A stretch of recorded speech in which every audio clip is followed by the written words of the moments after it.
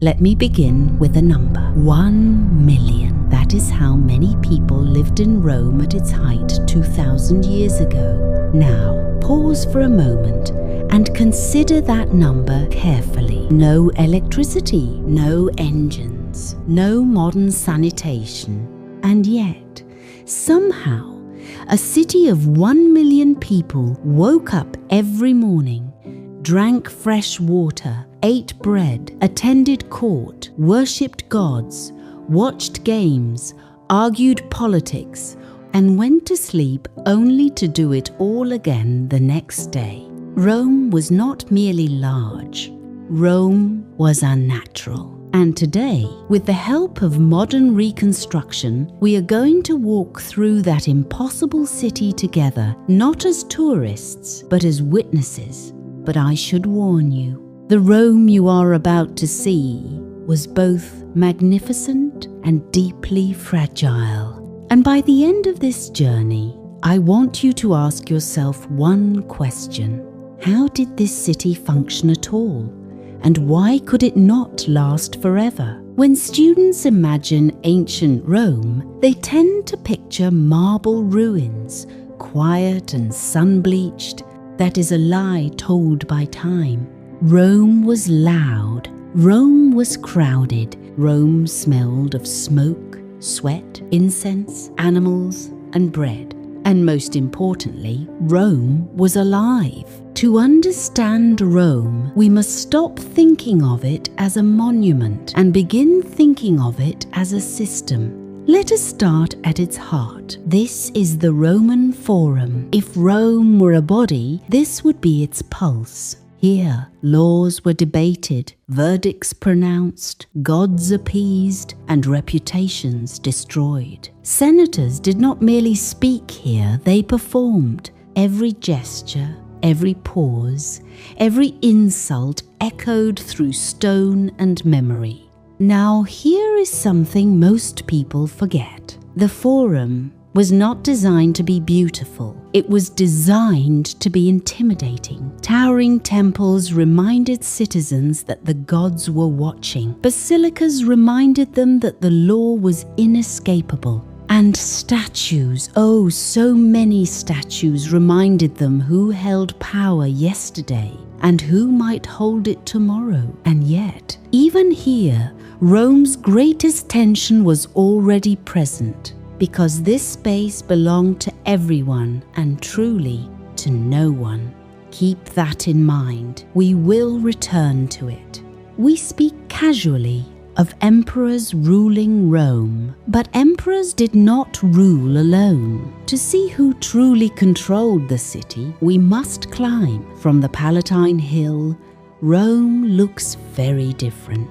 Down below lies the chaos markets, slums, crowds, noise. Up here there is space, gardens, air. This is where Rome's elite lived, where emperors built palaces that quietly announced, "I am above you," literally and politically. And yet even here, absolute power was an illusion.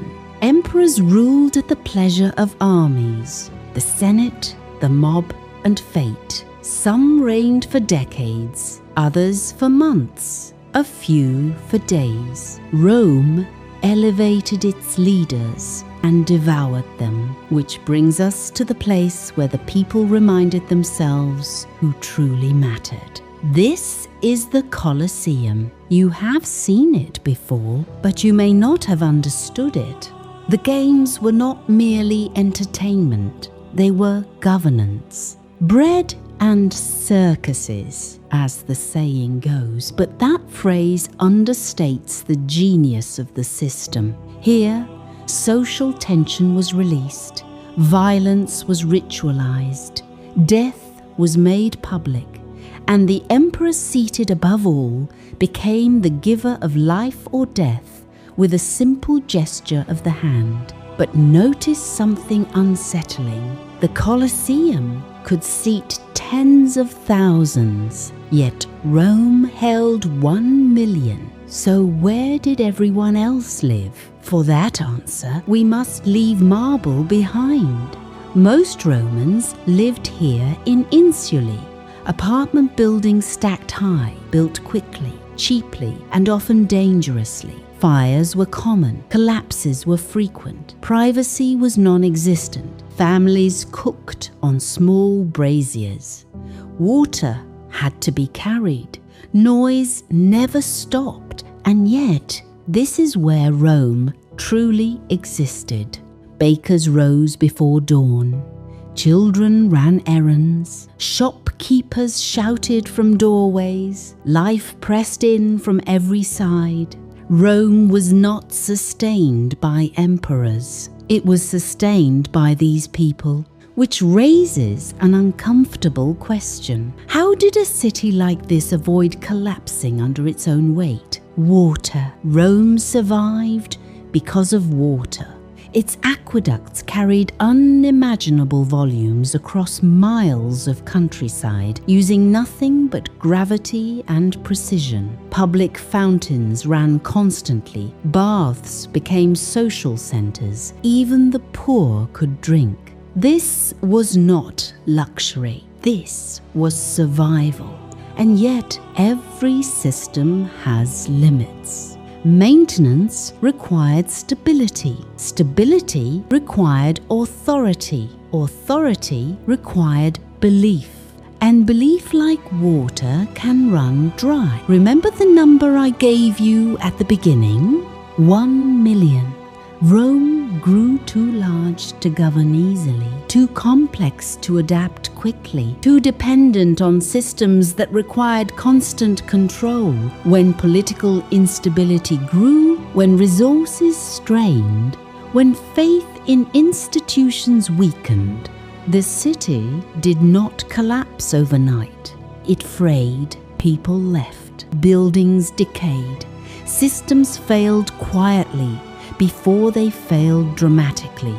Rome did not fall because it was weak. Rome fell because it was too successful for the world that created it. When we reconstruct Rome with modern tools, we are not resurrecting a dead city. We are holding up a mirror. Every megacity today wrestles with the same questions Rome did. How big is too big? Who does the city truly serve?